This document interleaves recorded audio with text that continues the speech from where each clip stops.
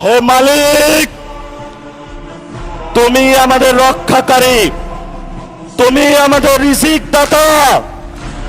যারা এই বাংলাদেশের জনগণ 17 বছর অপেক্ষা করেছিল, আমাদের অধিকার ছিনিয়ে নিয়েছে, হত্যাকারীর মাধ্যমে ভাইদেরকে হত্যা করেছে।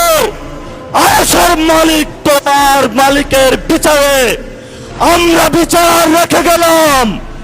তুমি তাদের দৃষ্টান্তমূলক শাস্তি বাংলার মাটিতে জনগণের সামনে করবে।